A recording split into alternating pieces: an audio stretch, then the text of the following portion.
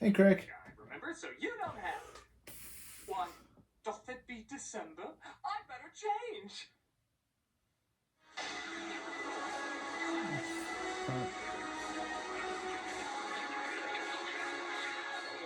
Close, but totally off. Play the thing.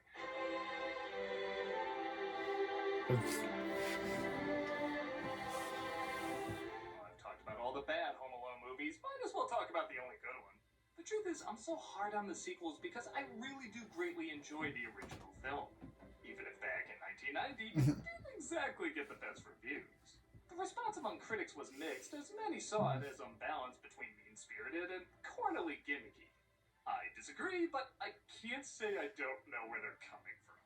This film does a lot of things that should not work, as proven not only by the lame sequel, but also the countless knockoffs that tried similar kid-centered slapstick. It repeats a ton of jokes with few variations, has admittedly several forced cutesy moments, and does go back and forth between being aggressively harsh and aggressively kid-friendly. But I think the atmosphere, freshness of the idea, and genuine joy felt from the people making it balance all those elements out. I totally acknowledge this shouldn't work, but the film has a feel for when you want an aggressive moment, a funny moment, a heartfelt moment, or even a repeated joke. So it feels less uneven and more like you're getting a little bit of everything, which is why so many people watch it around this time of year. It was a huge hit when it came out, it's still enjoyed all over the world, and we're going to take a look at why. Okay. So to all the peeps who know the value of just a good plain cheese pizza, let's take a look at the original Home Alone. In Chicago, because writer John Hughes says I can outmain Stephen King, where we see the McAllister family getting ready for a trip to Paris. One child named Kevin, played by Macaulay Culkin, is feeling particularly overlooked. Uncle Frank won't let me watch the movie. It's not even rated R. He's just being a jerk. So I've certainly talked about Culkin's acting in films shortly after this, and again, he was the biggest child star in the world. A lot of things were going on in his life. He can't be too harsh on him. Here, though, he really is pitch perfect. Once in a while, he can be a little too cute and hammy, but I think that's intentional to balance out the more aggressive moments. He has a very distinct way of talking that's not too grown up like Fred Savage in The Wizard, but also not too childish like the Olsen twins in Full House. This allows for a world where you feel for this kid, but acknowledge a slapsticky climax can happen. And Culkin finds the middle ground in his performance to help that world feel like it can exist. This house is so full of people. It makes me sick. When I grow up and get married, I'm living alone. When he needs to be handy for a laugh, he can do it. When he needs to be emotional for a heavier moment, he can do it. All these years later, I still see this as a good performance. With that said, man, what a family of assholes. The dog was whining about a suitcase. Don't you know how to knock phlegm wad? What am I supposed to do? Shake his hand and say congratulations, you're an idiot? Look what you did, you little jerk. This film has certainly gotten a lot of flack for making the family too mean, but it helps if you've ever known a bigger family. Not at all to say bigger families are always chaotic, but the holidays, and especially going on a trip, they usually are.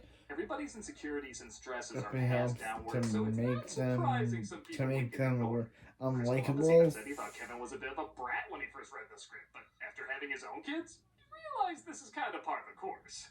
Get upstairs. I am upstairs, dummy. I don't want any family.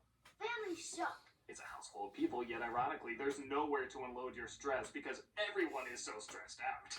So it comes out like, I wouldn't let you sleep in my room if you were growing on my ass. Well, that's nowhere near the harshness of Trout Sniffer, but still pretty rough. But he says a genuinely nice thing at the end. It's pretty cool that you can burn the place down. Thanks, Buzz. And if you've ever had an older bully pain in the ass brother, you know what a big deal that is.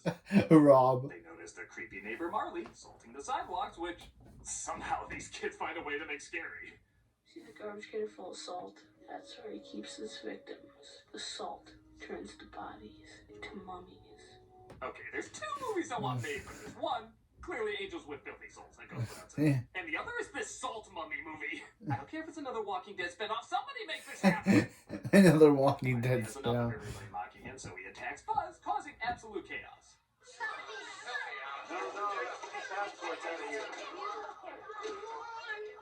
I must have seen this movie a million times, and I never noticed Kevin's plane ticket being tossed in the trash. Nobody would question where his ticket was, but they threw that in, and it's appreciated. The same way we appreciate Pete forcing us to fund fan theories about how this is the same universe. The explanation is young Pete was put in a mental ward and nobody talks about it. What? Kevin's mother, played by Catherine O'Hara, has had enough of his outbursts and sends him upstairs right after a supposed cop, played by Joe Pesci, warns her not to trust anyone this time of year, so she and her husband trust him this time of year and tell him all their security details.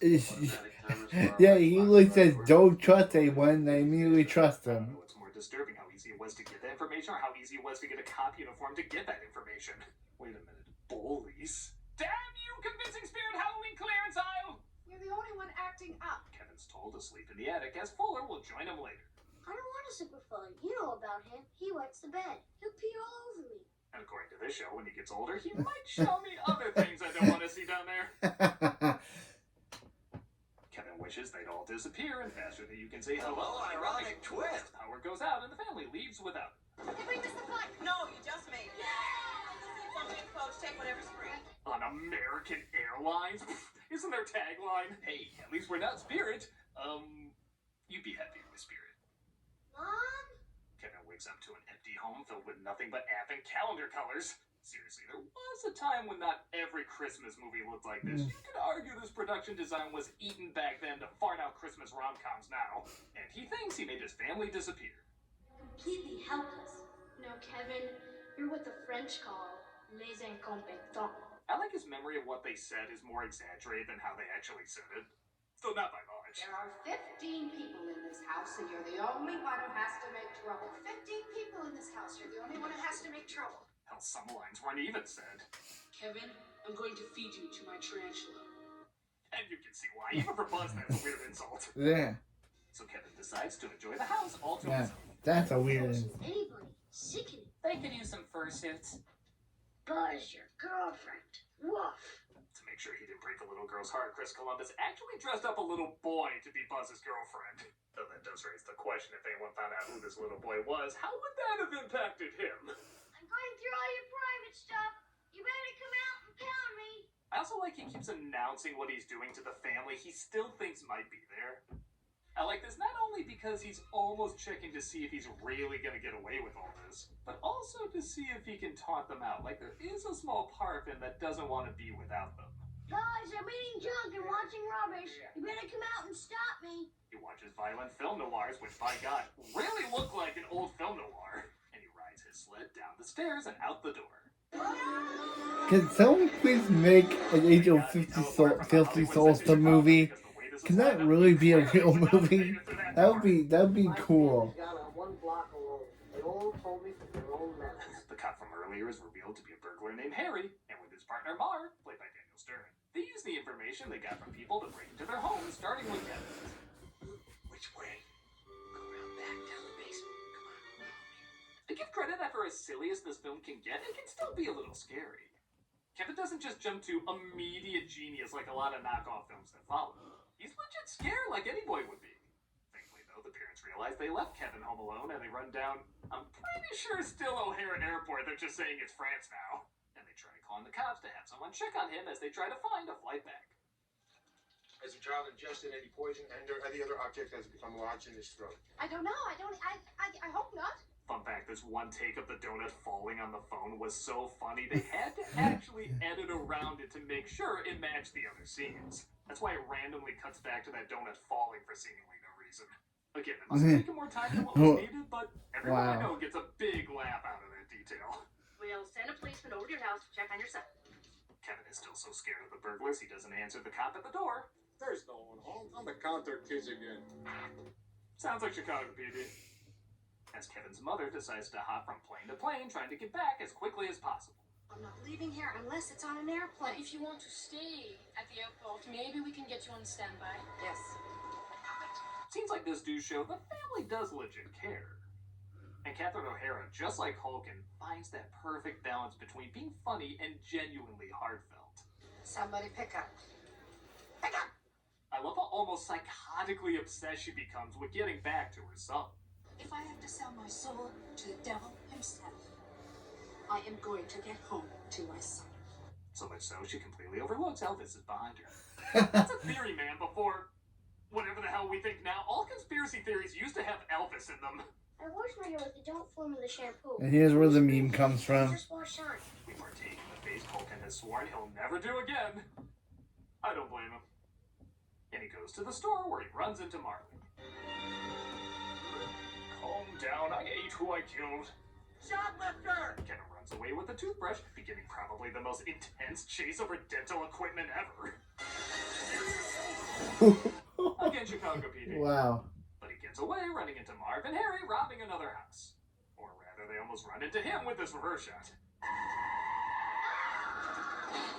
When you play that backwards, realizing how well they timed it, that is pretty impressive. Merry Christmas. When Kevin puts together Harry was the cop from the night before, Harry sees his reaction and starts following him. Why's he going faster? I knew he looked at me weird. Why would he run? Well, gee, if two guys in a van slowly drove behind you like this. Yeah. I make sure my running legs still work. He gives them the slip, though, when they think he went into the church, which they don't want to go into due to smoting. Maybe we're in the church. I'm not going there. Me neither. I'm Jewish. I'm Confucianist. Really?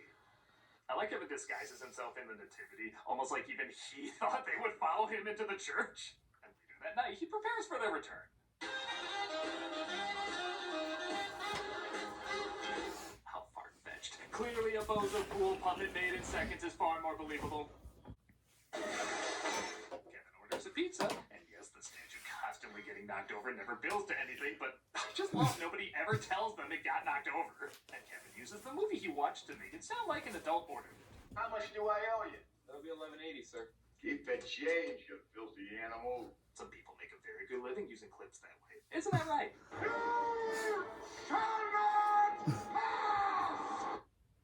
I've done other ones that are funny. Before I pump your guts full of lead. Ah, take this stage shooting guy just doing his job. Keep the change for your lifetime of therapy bills. We once again do the same aftershave joke. Just really wanted a poster, I guess. And we partake in my personal favorite dialogue of the movie when he goes shopping for groceries. My mom's in the car. Where's your father? He's at work. Your brothers and your sisters. I'm an only child. Where do you live? I can't tell you that. Why not? Because you're a stranger. Marv and Harry are still obsessed with why the house seems filled with people, so one of them sneaks around to have, you guessed it, the exact same joke happen again. 10. Okay, to all the critics who don't like this movie, to some degree you're right, this technically shouldn't be funny. But I think Stern's hilarious reactions and even funnier conversation afterwards just breathes new life into the joke. It's just so I fun. recognize one of their voices. I know I heard that name Snakes before. I don't know no snakes. He sounded like a snake. I just love we never figure out who real world Snakes is or how Marv knows him. Clearly that'll be the plot for Home Alone 7. Home Alone 7, The Revenge of the Gets stranded Snakes. at one of the many airports she's been to. A poker player, played by John Candy, offers her a ride. I had a few hits a few years ago. That's why I did. R.I.P. John Candy. You were a legend icon. He shot all his scenes in a full 24 hours with no sleep, never complained about it, and it probably goes without saying, but just about all of his and O'Hara's lines were made up on the spot. Which I guess makes sense. This is kind of an SCTV reunion. Amavuji polka, Kiss Me polka, polka twist. These are songs. Yeah. To this day, I still think the story about leaving the kid at the funeral parlor is the single funniest thing John Candy has ever improvised. He was there alone all day with the corpse. Now, he was okay, after 6-7 weeks. And I came around and started talking again. Now that's an Uncle Buck movie I want to see. Marv and Harry eventually put together. How are you supposed to see that if John Candy's dead? If John Candy died, maybe they could recast and get a new Uncle Buck. Who knows? Uncle Buck 2. Kevin goes to the authorities to tell him about the crime that's about to take place. Well, And he goes to a fake Santa played by that guy from Herman's Head. Enjoyed that unlocked memory. Still at Preston's this year. What? I just want my family back. Okay. Well, again, since nobody calls the cops in this town, though, would it really make things better? I'll just hop in this car that really did die on set as it was driving off. This movie has the best worst luck, doesn't it? Kevin goes to church because we know there's no robbers in there. I'm not going there. Me neither. And Columbus had a tricky time getting across to the owners. He wanted it to look nice, but also a little creepy. I think to a lot of kids, church can be a pretty intimidating place, and Columbus wanted that to come across like Kevin is confronting something he's a little afraid of. Which makes sense as he stumbles across Marley, who he, of course, discovers is a really sweet guy. Merry Christmas. Prepare to die. Been a good boy this year? I think so. Swear to it? No. He says he's there to see his granddaughter sing because he had a falling out with his son. I said I didn't care to see him anymore. He said the same. We haven't spoken to each other since. They both give each other advice, and when I was younger, my favorite moments were the zany slapstick and funny insults. But now that I'm older, the Marley scenes are by far my favorite. They take what, let's be honest, would be a I agree. perfectly sensible Marley and Christmas Kevin comedy and turn it were a into good Christmas duo. classic. I'm afraid if I call him, he won't talk to me. Aren't you a little old to be afraid? You'd be a little old for a lot of things. Never too old to be afraid. I got a car that'll scare the shit out of you. After he has a nice talk, the kick-ass John Williams music kicks in. How is it this composer is so good he can make even setting up Micro Machines sound epic? And I say the grocery store scene was the funniest moment. Oh, I actually said it was the John Candy story. Screw it. Harry getting shot in the balls is the funniest thing ever filmed. Open the door!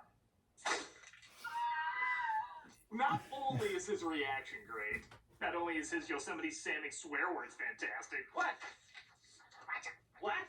Yeah, What happened? but this sound design should have gotten an Yeah, they could- Oscar just for that yeah, they couldn't have sound John effect. Pesci swear, so they just had to have him That is a wet, speak crackling gibberish crunch, to- and it is what every crotch shot needs to be spectacular. because Joe Pesci's a swear guy. And then you want Again, it probably him goes to without hear in a saying, but kids film. these stunts are Swear both very in a funny. kids Very film, they had him impressive. speak I gibberish still don't know if to the make timing it of look this like was gonna swearing, work or if but they not legit- unable to notice it's swearing. Every It's trap cool. really looks like it hurts, but it never goes too far in taking us out of the And there's another meme. except the one, and you all know what it is. Now, since that commercial with the little toenail goblin, if people cringed grabbing their feet so hard. His scream, though, is almost like permission from the movie saying, yeah, as he releases that yell, you can release your laughter. Can't Boom. possibly go over every trap, there's just so damn many, but my favorite after the crotch shot is the scene with the spider, which, by the way, Stern had to do in Yeah. silence so he wouldn't scare the spider, and I'm not gonna lie, that might have worked a little better. But this lovingly betrayed look Harry gives to Marv is some of Pesci's best acting. Marv, what are you doing?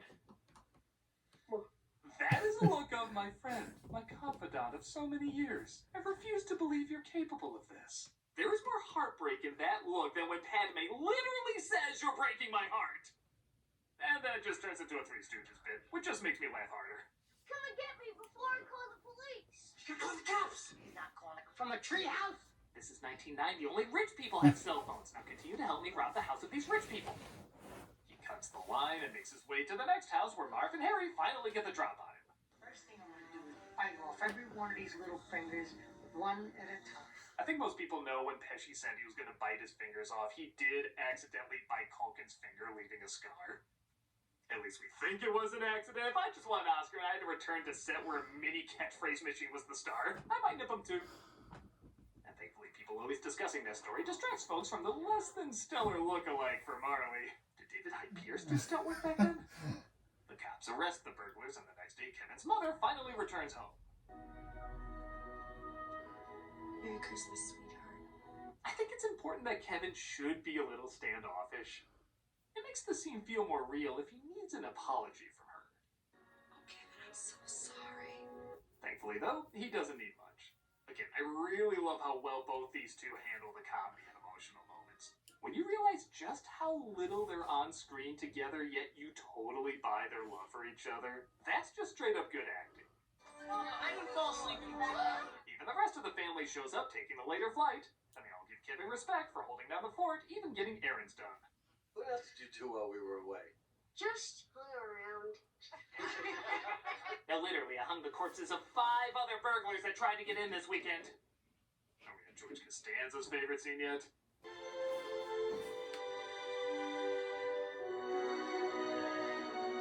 Shut that door. What's my favorite scene, too? Not only is the music amazing, the build-up perfectly timed, the camera work wonderfully composed, but Culkin gives my favorite acting of his from anything. That is the most genuine, joyful, loving look that is 100% believable. It requires no dialogue, just an honest, heartfelt reaction. It's about as perfect a Christmas moment as you can get. Which just makes the follow-up line even funnier. Kevin, what did you do to my room? Don't act like I don't know why the Playboys are sticky! And that is the original, the classic, the best, Home Alone. I love it for the same reasons you love it, but acknowledge for those who don't, it is understandable. It really is lightning in a bottle that can't be replicated no matter how many times they tried, and as I mentioned several times before, it probably should have failed. If you were to describe a lot of this film to me, I'm not sure I would see it becoming a Christmas classic. But the movie has a very instinctual feel to it. Like, even though it was hitting beats that wouldn't work in other films, it was doing it in a way that felt humorously purposeful. I think a lot of that comes from the amazing cast. I mean, everybody is top-notch in this. The elegant directing, the balanced writing, the beautiful music, and the lack of assumption. Nobody really expected anything big from this when it came out. So I think the fact that so much effort did come across on screen was a welcome surprise. It took the world by storm, and it's not that hard to see why. It's funny, it's touching, it's memorable, and it knows how to represent Christmas without even feeling like it's trying. I've seen it over 1 million times, and I can assure you, I'm gonna see it at least 1 million more. I'm a nostalgia critic guy, remember? So you don't have to.